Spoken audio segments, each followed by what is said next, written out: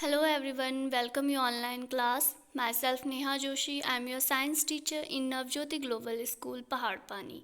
Hope you all are fit and fine at home. तो बच्चों आज मैं आपको क्लास 8th की साइंस का 17 चैप्टर पढ़ाने जा रही हूँ, जिस चैप्टर का नाम है हमारा stars and the solar system.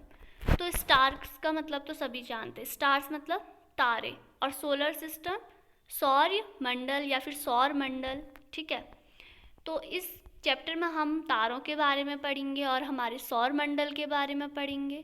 पहेली and Boojho visited their grand parents village during the summer break. After dinner they went on the roof of the house. It was clear, cloudless night. They were surprised to see a large numbers of bright stars in the sky. They had never seen such a beautiful scene in their city.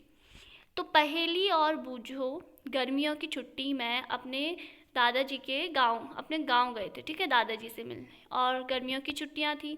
तो खाना खाने के बाद वो जब छत में बैठे तो वो देखते हैं कि जो हमारा आसमान है पूरा साफ़ है, आसमान में बिल्कुल भी बादल नहीं है। तो जब आसमान में बिल्कुल भी बादल नहीं होते हैं तो क्या दिखाई देते हैं? तारे, बहुत सारे। ठीक है, तो उन्होंने भी क्या देखे? They were surprise to see a large number of bright stars in the sky. तो वो भी आश्चर्यचकित रह गए कि इतनी मात्रा में उन्हें आसमान में बहुत बड़ी मात्रा में क्या दिखाई गए? तारे, जो कि उन्होंने आज तक कभी भी शहर में रह के नहीं देखे थे। तो इस तरह देख सकते हो आप। पहेली wandered why the village sky was so different from the night sky in the big city. तो पहेली आश्चर्यचकित थी कि गांव का जो आसमान है वो इस तरह इतना डिफरेंट कैसे है शहर के आसमान से। Her grandfather explain that due to bright light, smoke and dust the sky in big city is rarely clear. उन्होंने बताया कि प्रकाश, चमकीले प्रकाश, धुएं तथा धूल के कारण जो शहरों का आकाश था, स्वच्छ आकाश, वो क्या हो गया? फीका पड़ गया। He also identified some objects seen in the night sky and told stories associated with them. ठीक है, तो उन्होंने कुछ तारे भी दिखाए उनको और उनसे रिलेटेड कुछ स्टोरियाँ भी बच्चों को सुनाई। Night sky watching can be fascinating experience at a place where there are no bright lights and the atmosphere is clear. तो रात्रि के आकाश का, अगर कहीं आपका बिल्कुल वातावरण, एटमॉस्फेयर साफ़ है वहाँ और आप रात के समय आसमान देख रहे हो, ठीक है, और आसमान बिल्कुल साफ़ है, ना धूल ना धुआं, तो आपको वो नज़ारा ही बिल्कुल अलग होता है। ठीक है, लुक एट द स्काई, तो आपको भी देखना चाहिए आसमान में, जब वहाँ आपका बिल्कुल बादल से साफ़ हो और आपका मतलब वहाँ का एटमॉस्फेयर बहुत सही हो। ठीक है, तो आपको ऐसा एटमॉस्फेयर गांव जैसी एरिया में ही मिल पाएगा, क्योंकि शहरों में ऐसा मिलना मुश्किल है।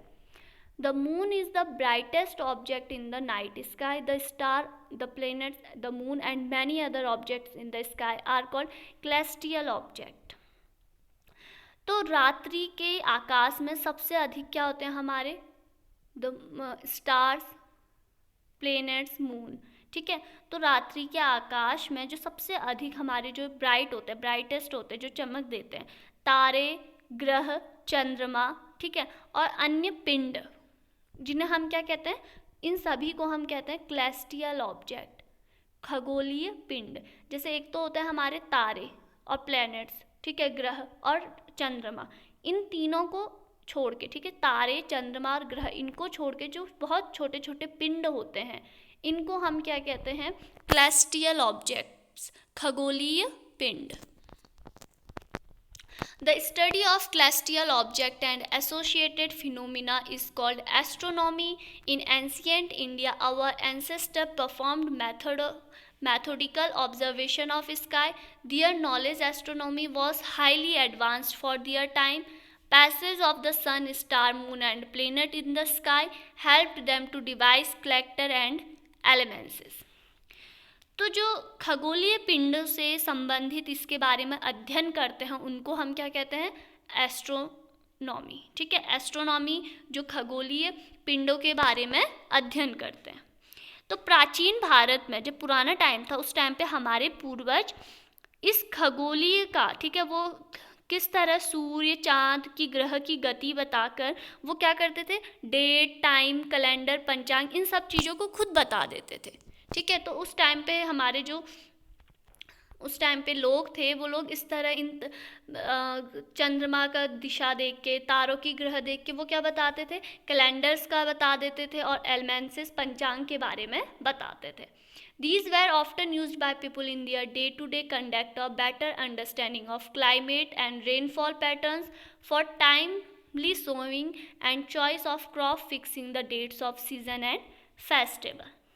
तो जब वो सब इन जैसे कैलेंडर और पंचांग के बारे में बताते थे, और कैलेंडर और पंचांग देख के लोग क्या करते हैं, फसलों के बारे में भी डिसाइड करते हैं कि अब हम कौन सी फसल बोएंगे, अब हम किस तरह वर्षा की क्लाइमेट कब होगी, बारिश कब होगी, बारिश का अनुमान भी लगाया जाता था, और कब कौन सा त्यौहार आएगा, कब कौन सा फेस्टिवल है। तो ये बहुत सारी चीज़ें थी जो किस पे डिपेंड करती थी, उस कैलेंडर और उस पंचांग पे निर्भर करती थी।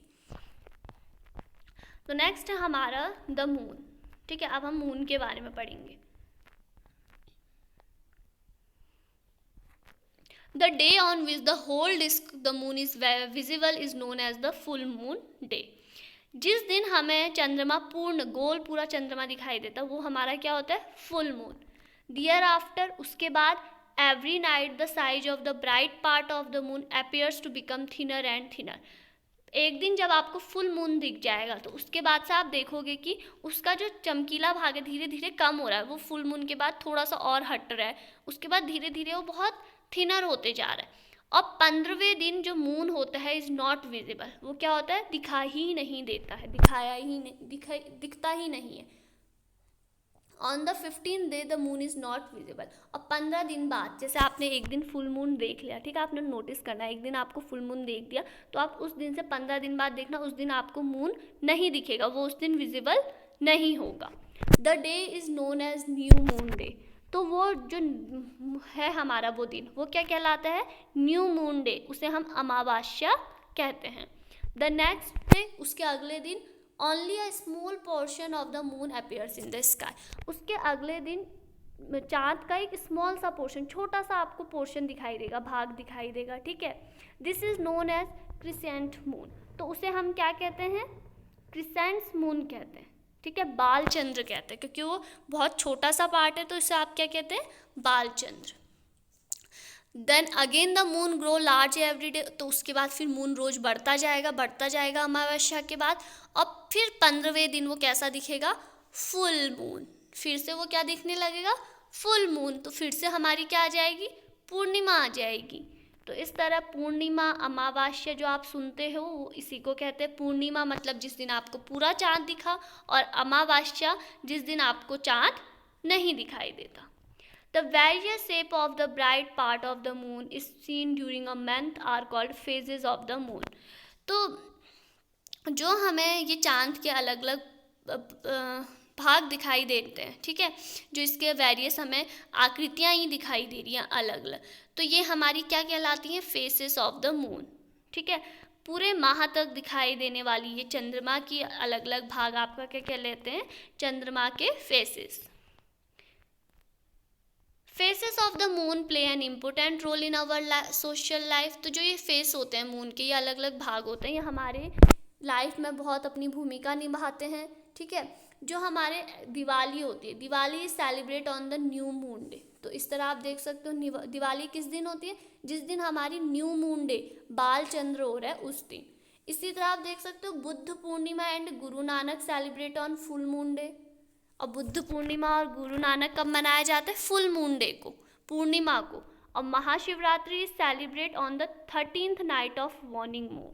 और महाशिवरात्रि कब मनाई जाती है, कृष्ण पक्ष के त्रयोदशी, मतलब 13th night of warning moon. इसी तरह Eid ul Fitr is observe on the day of following sighting of crescent moon. तो इसी तरह आप देख सकते हो ईद उल फितर कब मनाया जाता है, ईद उल फितर जिस दिन हमें बालचंद्र दिखता है उसके अगले दिन। तो इस तरह आप देख सकते हो हमारे फेस्टिवल किस तरह डिपेंड है। और हमें मून दिखता कैसे है, देखो यहाँ पे आपने क्या लिखा है, moon is visible due to reflected of sunlight. प्रकाश के परावर्तन से, सूर्य की जो रोशनी है उसके परावर्तन के कारण हमें मून दिखता है, चांद दिखता है। तो यहाँ पे आप देख सकते हो position of the moon in its orbit and it's corresponding phase. तो ये हमारी पृथ्वी है और आप देख सकते हो आपका फुल मून, तो देखो ये फुल मून, उसके बाद हल्का, फिर हल्का, फिर हल्का।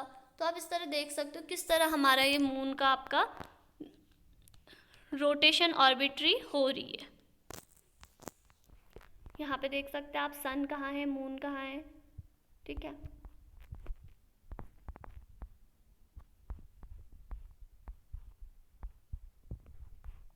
The size of the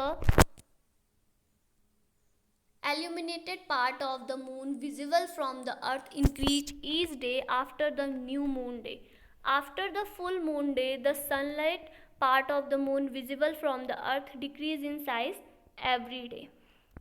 तो हमारा जो बाल चंद्र होता है, ठीक है, बाल चंद्र के पश्चात पृथ्वी से देखने पर रोज चंद्रमा का जो पोर्शन है उसमें क्या होती है, वृद्धि होती है।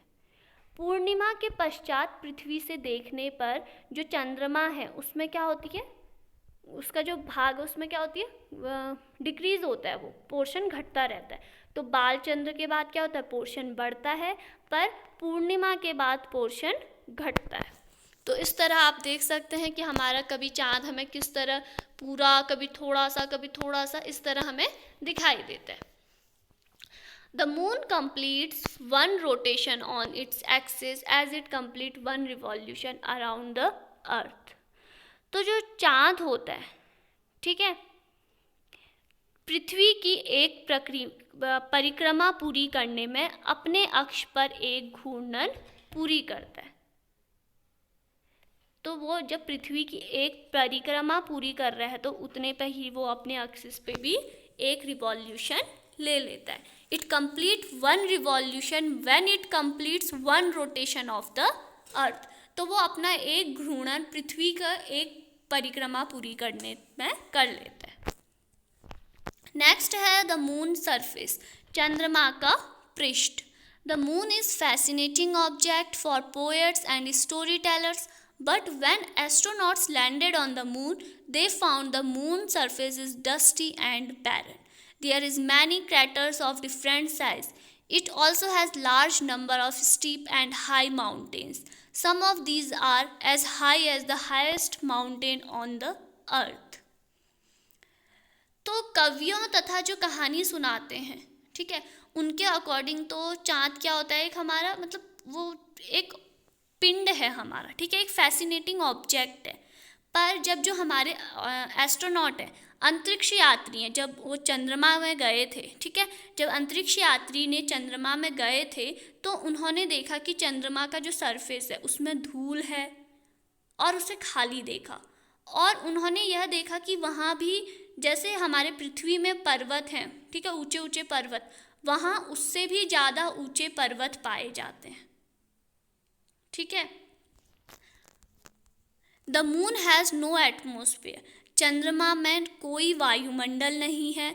इट हैज़ नो वाटर, और वहाँ पानी भी नहीं है।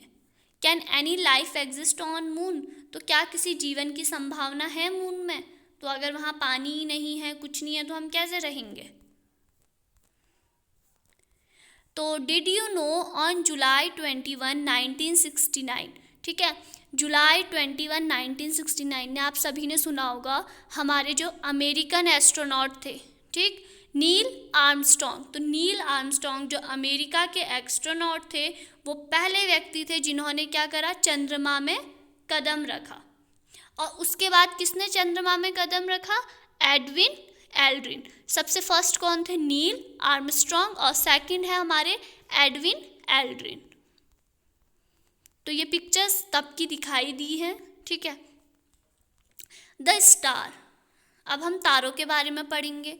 What other object do you see in the night sky, तो चाँद के अलावा हमें और क्या दिखाई देते हैं? तारे। There is a large number of star in the sky, तारों की बहुत ज़्यादा संख्या में तारे हैं, ठीक है।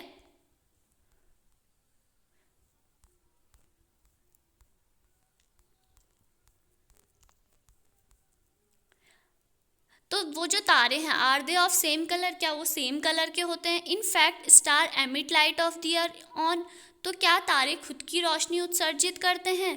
The sun is also a star, जो हमारा सन है, सूर्य है, वो भी क्या है? एक तारा है। Why does it appear so large compare to other star, तो अगर हमारा सन तारा है तो वो औरों की तुलना में क्यों हमारा बड़ा दिखता है? तो इसी तरह आपके डिफरेंट क्वेश्चन है, ठीक है।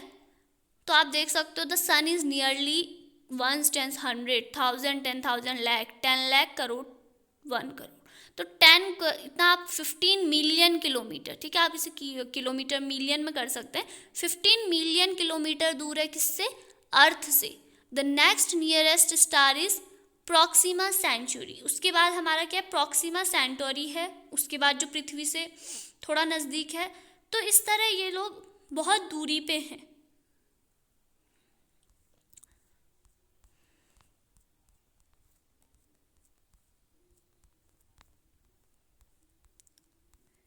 नेक्स्ट है हमारा constellation. The star forming a group of that has a recognisable shape is called constellation. तो तारों द्वारा, ठीक है, हम तारामंडल, तारों द्वारा जो डिफरेंट आकृतियाँ बनाई जाती है, शेप बनाए जाते हैं, उन्हीं को हम क्या कहते हैं? तारमंडल कहते हैं, कॉन्स्टलेशन कहते हैं। जैसे आपने कभी नोटिस किया होगा इस तरह तारे, ठीक है, इस तरह का कभी आपको शेप दिखा होगा, या फिर डिफरेंट टाइप के इस तरह के शेप दिखे होंगे, तो वो क्या होते हैं? हमारे तारमंडल होते हैं। उसे क्या कहते हैं? कॉन्स्टलेशन। तो आप देख सकते हैं यहाँ पे इस तरह के तारों द्वारा डिफरेंट शेप बनाया जा रहा है, तो इसी को हम क्या कहते हैं? Constellation.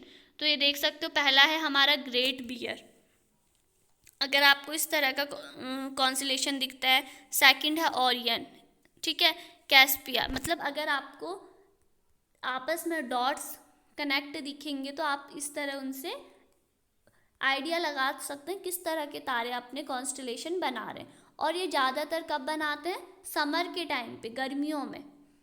One of the most famous constellation which can see during summer time in the early part of night is Ursa major.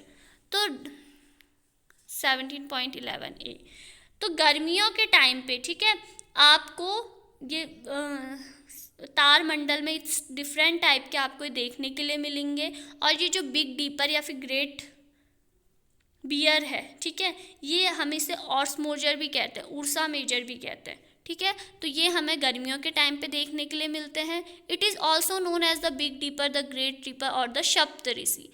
इसको हम सप्तऋषि भी कहते हैं। क्यों कहते हैं सप्तऋषि? क्योंकि ये 7 तारों को मिलकर बनाया गया है। There are 7 prominent stars in this constellation. तो आपने सप्तऋषि बहुत बार आसमान में देखा होगा। आप कहते हो देखो 7, जहाँ पे 7 तारे अगर आपस में कनेक्ट हो रहे तो वो हमारा क्या बनता है? सप्तऋषि। तो इसी तरह आप देख सकते हो पोल स्टार डिफरेंट टाइप का, ये देखो उर्सा मेजर, किस तरह इनके डिफरेंट आपको तारों का दिखेगा। नेक्स्ट है ओरियन, उसके बाद होता है हमारा Orion. Orion in other well known constellation. तो एक तो हमारा सप्तऋषि है, उसके बाद आता है हमारा ओरियन। तो ओरियन सप्तऋषि के बाद दूसरे नंबर पे है, ठीक है। तो जो ओरियन है it can be seen during winter in the late evening. ये आप सर्दियों के टाइम पे मध्य रात्रि में देख सकते हैं। It is one of the most magnificent, ये आकाश में सर्वाधिक भव्य तारमंडल में गिना जाता है, ठीक है। मोस्ट हमारा फैसिनेटिंग उसमें गिना जाता है। Orion is also called Hunter, और इसे हम क्या कहते हैं? हंटर, शिकारी भी कहते हैं। ओरियन का नाम ओरियन इसलिए पड़ा है क्योंकि ये 8, 7 और 8 हमारे स्टार को कंबाइन करके बना है।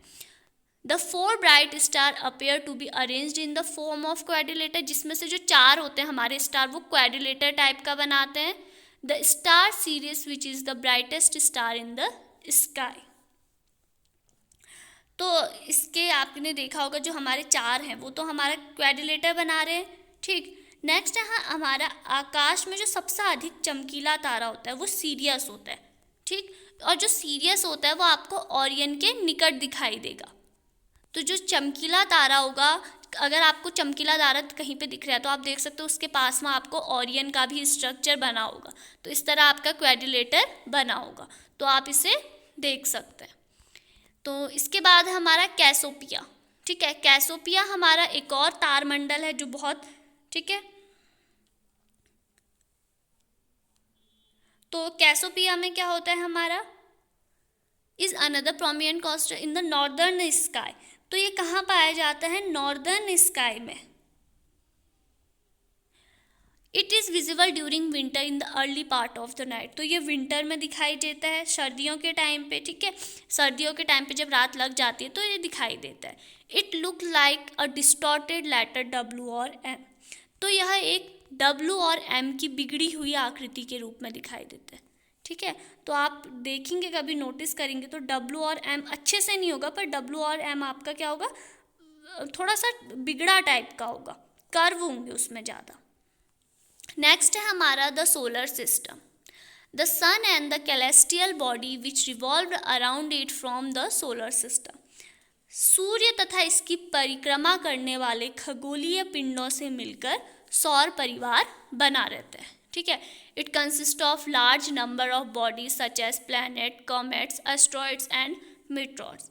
तो इस परिवार में बहुत से पिंड होते हैं, जैसे ग्रह, धूमकेतु, उल्का, सूर्य, ठीक है। तो इन सब के बीच the gravitational attraction between the sun and these object keep them revolving around. तो ये सब इस तरह एक दूसरे के घूमते क्यों हैं, रिवॉल्व क्यों करते हैं, क्योंकि इनके बीच क्या होता है, गुरुत्वाकर्षण होता है। The earth as you know also revolves around the sun. तो आप जैसे कि आप जानते हैं जो अर्थ है हमारा वो पृथ्वी के जो अर्थ होता है हमारा, पृथ्वी भी सूर्य के परिक्रमा करती है, ठीक है। It is the member of solar system. यह भी सौर परिवार का एक सदस्य है। इट इज़ अ प्लेनेट, ग्रह है। There are 7 other planets that revolve around the sun. तो यहाँ पे सूर्य के अतिरिक्त हमारे 7 और प्लैनेट्स है, जो कि पृथ्वी के अतिरिक्त सूर्य के चक्कर लगाने वाले हमारे 7 और प्लैनेट्स हैं। तो the 8 planets in the order. तो हमारे टोटल कितने हो गए, पृथ्वी को मिला के, अर्थ को मिला के 8 प्लैनेट्स जो कि सूर्य का चक्कर लगाते हैं। तो आप देख सकते हो 8 प्लैनेट्स का नेम किस तरह है, Mercury, Venus, Earth, Mars, Jupiter, Saturn, Uranus, Neptune. तो ये आपके क्या हैं, 8 प्लैनेट्स के नाम। तो यहाँ पे आप देख सकते हो द सोलर सिस्टम किस तरह, सन बीच में है, उसके बाद आपका Mercury, Venus, Earth, Mars, Jupiter, Saturn, Uranus, Neptune. तो अगर आपको सोलर सिस्टम का डायग्राम ड्रॉ करने के लिए आता है तो आप इस तरह का डायग्राम ड्रॉ करेंगे। The sun is the nearest star from us. पृथ्वी के सबसे नज़दीक जो तारा है वो क्या है, sun. It is continuously emitting huge amount of heats and light. तो ये हमें अच्छी सी मात्रा में लाइट और ऊष्मा, हीट और लाइट देता है। The sun is the source of almost all energy on the earth. तो पृथ्वी पे सूर्य ही एकमात्र सोर्स है लाइट, ऊर्जा इसका, ठीक है। एक नेचुरल सोर्स है, बिना सूर्य की रोशनी के आप कुछ नहीं कर सकते। नेक्स्ट है हमारा the planets. The planet look like star. जो प्लैनेट होते हैं वो स्टार की तरह दिखते हैं, पर उनके पास उनकी खुद की लाइट नहीं होती है। दे मर्मरी रिफ्लेक्ट द सनलाइट। वो क्या करते हैं, सूर्य की रोशनी को रिफ्लेक्ट करते हैं, ठीक है। और यहाँ पे a planet has definite path in which it revolves around the sun. तो एक जैसे कोई भी प्लैनेट है उसका एक अपना पाथ होता है, ठीक है। जैसे ये रास्ता, ये है हमारा एक पाथ, ठीक। इसमें हमारा जुपिटर है, तो जुपिटर इसी पाथ में घूमेगा। ये नहीं कि जुपिटर अर्थ के पाथ में आके घूमेगा। तो हर किसी का अपना अपना ऑर्बिट होता है, उसी में ये क्या करते हैं, रिवॉल्यूशन लगाते हैं। तो आप देख सकते हो इस तरह अर्थ का अपना ऑर्बिट है, जो हमारा ऑर्बिट मतलब जो इनका एक लाइन बनी है कि इसके अंदर ही ये लोग अपना रिवॉल्यूशन या रोटेशन करेंगे।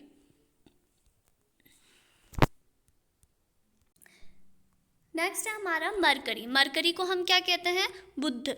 The planet Mercury is nearest to the sun. तो सूर्य के सबसे नज़दीक क्या होता है, मरकरी।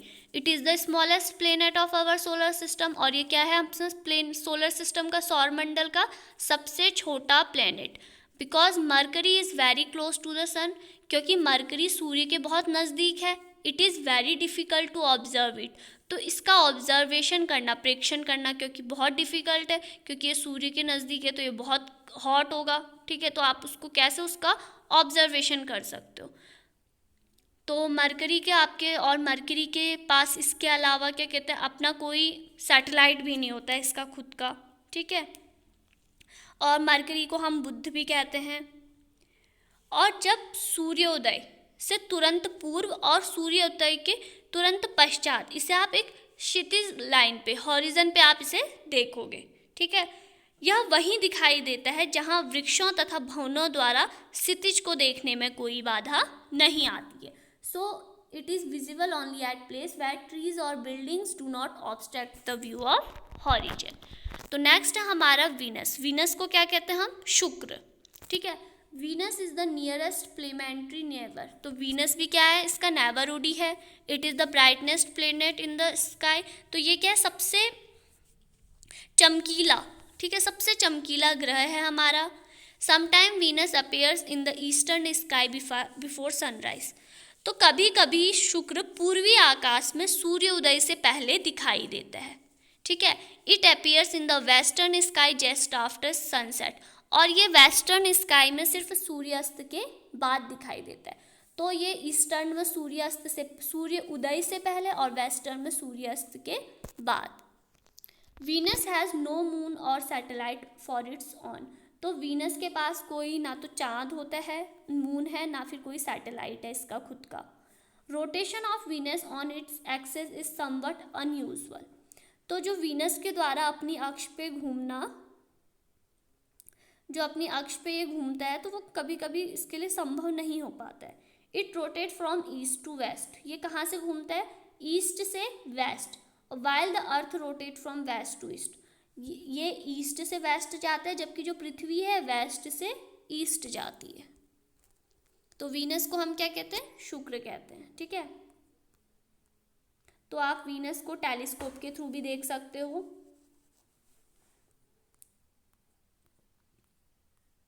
तो नेक्स्ट है द अर्थ, ठीक। अर्थ के बारे में हम सभी जानते हैं। The earth is the only planet in the solar system on which life is known to exist. तो हमारे सौर मंडल में एक पृथ्वी ही ऐसा है जहाँ जीवन संभव है, जहाँ लोग रहते हैं। पृथ्वी के पास इसका खुद का सैटेलाइट भी है, इसका एटमॉस्फेयर भी है, इसका एक इन्वायरमेंट है। तो ये सारी चीज़ें हैं, ठीक है। और पृथ्वी के पास ओजोन लेयर भी होती है, एटमॉस्फेयर है, ओजोन लेयर है जो हानिकारक किरणों को नहीं आने देती है। तो इस तरह पृथ्वी हमारा इन सौर मंडल में एकमात्र ऐसा सौर है जिसमें हमारा क्या है, लाइफ एग्जिस्ट है। और पृथ्वी पे इसका खुद का सैटेलाइट भी है, और क्या है, चांद भी है। नेक्स्ट है मार्स। मार्स को हम कहते हैं मंगल। The next planet the first outside orbit of the earth is Mars. तो पृथ्वी के बाद जो अगला ऑर्बिट पे आता है, ये हमारा क्या आता है, मार्स आता है।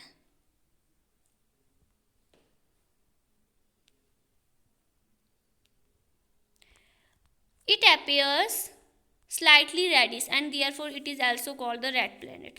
तो ये हल्का लाल रंग का दिखता है, ठीक है, रेडिश। तो इसे हम क्या कहते हैं, लाल ग्रह भी कहते हैं। Mars has 2 small natural satellite. तो मार्स के पास 2 सैटेलाइट होती हैं जो बहुत स्मॉल होती हैं, ठीक है, और नेचुरल है, प्राकृतिक हैं, ठीक है। पृथ्वी के बाद किसके पास है सैटेलाइट, मार्स के पास, जो कि क्या है, नेचुरल है, ठीक है। Mangalyaan, Indian space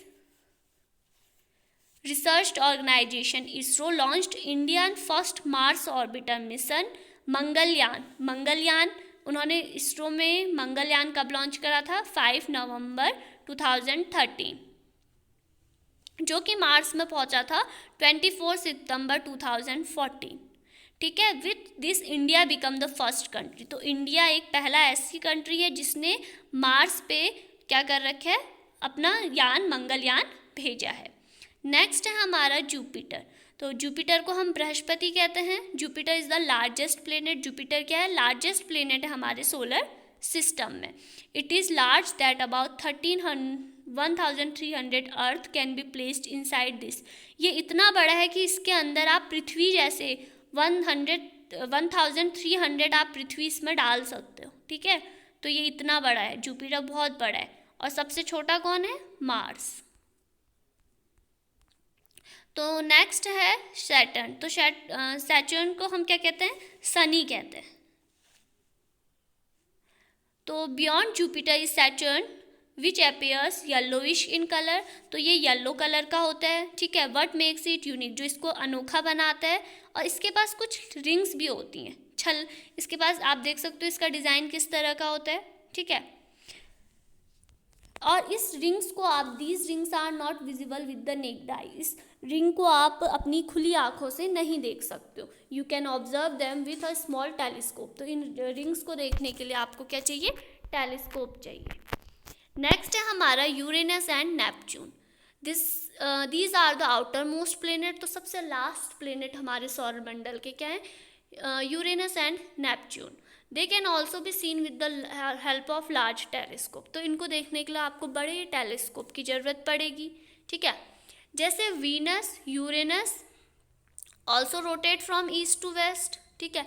like Venus, Uranus, Venus की तरह जो यूरेनस है वो भी कहाँ से, ईस्ट से वेस्ट को घूमता है, ठीक है।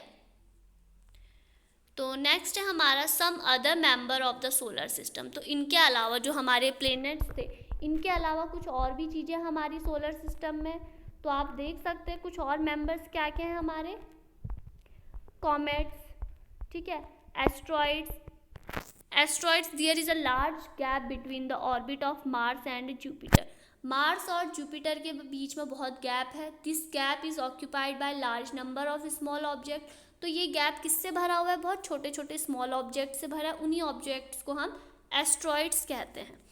तो एस्ट्रॉइड्स को आप शुद्ध ग्रह भी कह सकते हो।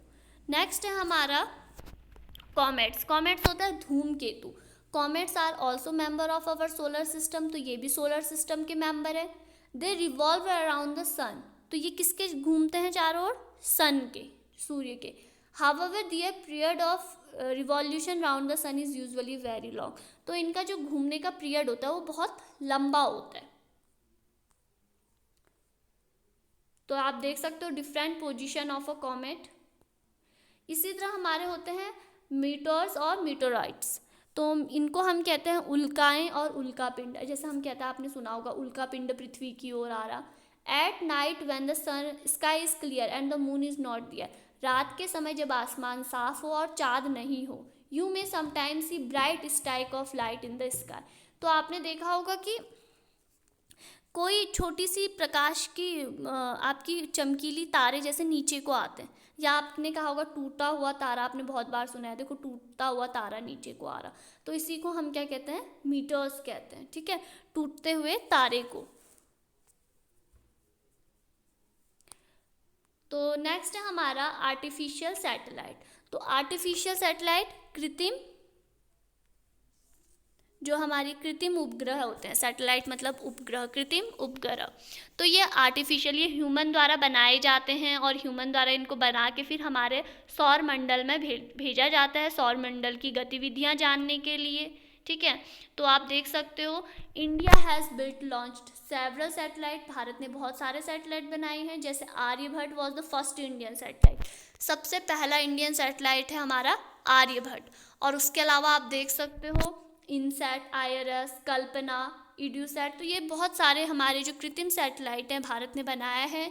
इन सैटेलाइट का यूज़ हम किस लिए करते हैं, देखो फॉरकास्टिंग वेदर, मौसम का अनुमान लगाने के लिए, ट्रांसमिटिंग टेलीविजन, टीवी जो आप अपने घरों में देख रहे हो, किसके थ्रू आ रहे हैं सिग्नल्स, किसके थ्रू चैनल्स आ रहे हैं, सैटेलाइट के थ्रू, रेडियो सिग्नल, और एक दूसरे से बात करने के लिए हम जैसे फ़ोन का यूज कर रहे हैं, तो फ़ोन का हम यूज कैसे कर रहे हैं, सब किससे पॉसिबल है, सैटेलाइट के थ्रू। तो कीवर्ड्स हैं हमारे artificial satellite, asteroids, Cassiopeia, celestial objects, comets, constellation, light year, meteoroids, meteors, natural satellite, orbit, Orion, phases of moon, planet, pole star, remote sensing, solar system, stars and Ursa Major. अब है इसकी exercise, तो exercise बहुत easy है, आपको correct answer बताने हैं पहले तो, ठीक है, ये आप इजीली ढूंढ सकते हैं। नेक्स्ट है आपका फिल इन द ब्लैंक्स, ये भी इजी है, tick the following and match the column. तो जिनको मैच द फॉलोइंग्स के आंसर अपने मैच करने हैं वो आप यहाँ पर से मैच कर सकते हैं, ठीक है। इसी तरह आप अपने ट्रू एंड फॉल्स भी चेक कर सकते हैं। Match the column.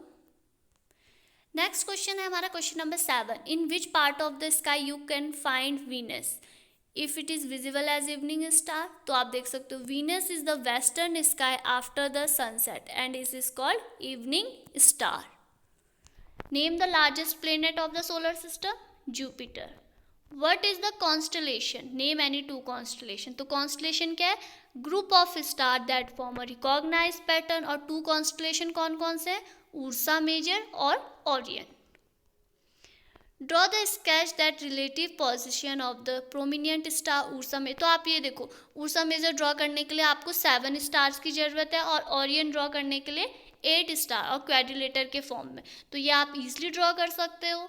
Name two objects other than planet which are the member of solar system. तो प्लैनेट्स के अलावा हमें और जो मेंबर हैं सोलर सिस्टम के वो बताने हैं। तो अभी मैंने आपको बताया एस्ट्रॉयड और मीटर्स। इसके अलावा भी आप आर्टिफिशियल सैटेलाइट भी बता सकते हैं, कॉमेट्स भी बता सकते हैं। नेक्स्ट है explain how can you locate pole star with the help of Ursa Major. तो उर्सा मेजर से आप पोल स्टार देखो, उर्सा मेजर के जो सीधे स्ट्रेट में होता है वो हमारा क्या होता है? पोल स्टार होता है। तो इस तरह आप देख सकते हैं। नेक्स्ट है do all stars in the sky move? No, the earth rotate from west to east. हमारे इस जो आसमान में तारे होते हैं वो नहीं घूमते हैं, हमारी जो पृथ्वी होती है वो घूमती है वेस्ट टू ईस्ट। तो जिसके कारण हमें लगता है कि तारे घूम रहे हैं। तो इसी तरह आपके और क्वेश्चंस भी हैं इससे रिलेटेड। तो ये हमारा आप देखो क्वेश्चन नंबर 11 है, ठीक है। आपको सोलर सिस्टम का डायग्राम ड्रॉ करना है। तो आपको पता होना चाहिए मार्स कैसे है, मरकरी, तो इन सब की आपको ऑर्डर अच्छे से पता होना चाहिए कि किस तरह आप इनका ऑर्डर ड्रॉ करेंगे। तो आप यहाँ पे देख सकते हो ये मार्स और मरकरी, इनका ये ऑर्डर गलत है, तो आप इनको सही ढंग से इनके ऑर्डर में ड्रॉ कीजिए। तो सोलर सिस्टम का डायग्राम इसमें बहुत मेन है जो आपको आना चाहिए।